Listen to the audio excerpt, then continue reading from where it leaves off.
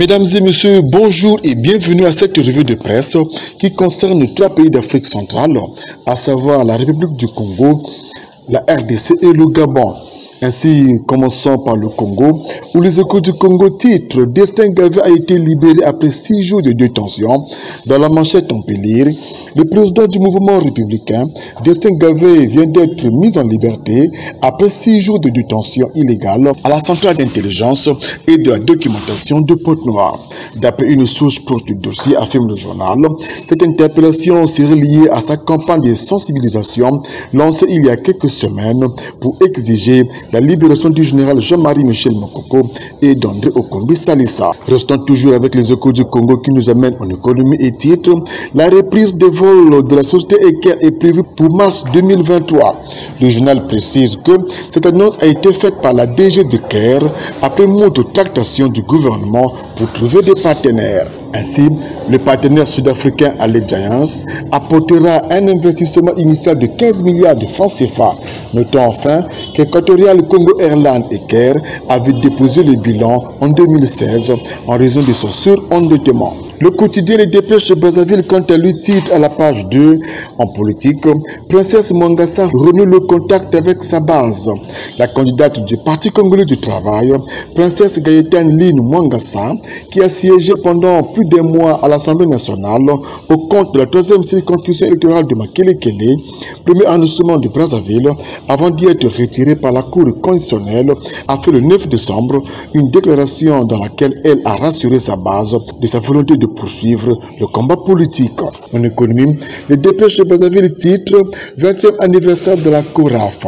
Selon Raoul Ominga, la CORAF veut couvrir 85% du marché national à l'horizon 2025. Le DG de la Société nationale de pétrole du Congo, SNPC en sigle, Raoul Mexo Ominga, évoque dans le colonne des Dépêches de Brazzaville les défis à relever dans le cadre du programme Performance 2025 qui devrait renforcer les capacités de cette société en lui permettant de couvrir 85% des besoins nationaux en produits pétroliers finis à l'horizon 2025. Partons en République démocratique du Congo, où la plupart des journaux ont parlé de la mort de la star nationale Tchala Mwana, décédée ce samedi 9 décembre 2022.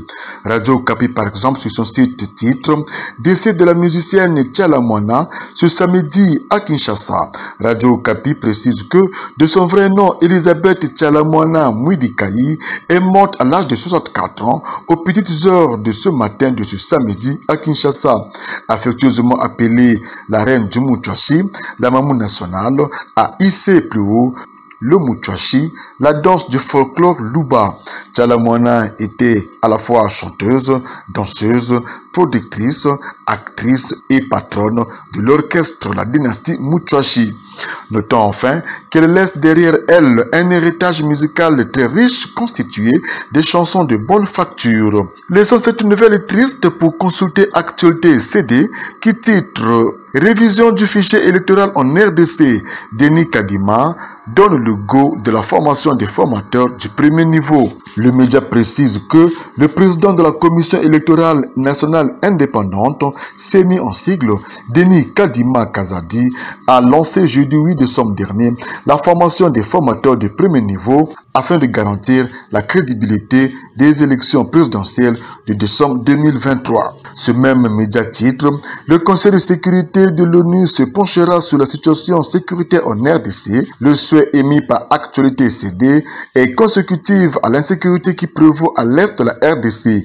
Ainsi, Mme Bintou Keïta, représentante spéciale du secrétaire général de l'ONU, est attendue à faire une intervention afin de brosser la situation en évoquant les différentes consultations afin de mettre fin à ce drame qui est à la base de l'insécurité avec des tueries à grande échelle à l'instar de celle du week-end dernier à Kishiché dans le Nord Kivu, tuerie pour laquelle la RDC a déclaré un deuil national.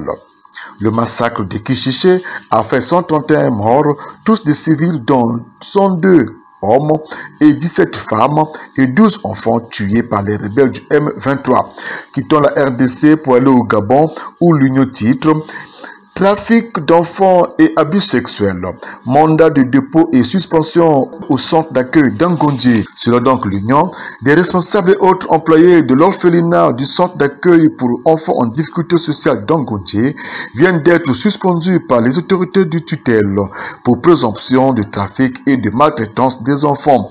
Il y a un mois, 3 personnes au cœur du fonctionnement de l'établissement ont été placées sous mandat de dépôt à la prison centrale de Gros-Bouquet. On reproche à ses employés d'être impliqués dans le trafic et autres violences sur les enfants du centre d'accueil pour enfants en difficulté sociale d'Angondji. Ils auraient été pris en flagrant délit de tentative de vente de bambins aux personnes qui leur auraient auparavant exprimé le besoin d'adopter des orphelins moyennant des sommes allant jusqu'à 3 millions de francs CFA. Gabon News, quant à lui, enfin, titre « Lancement de la campagne nationale de déparasitage ».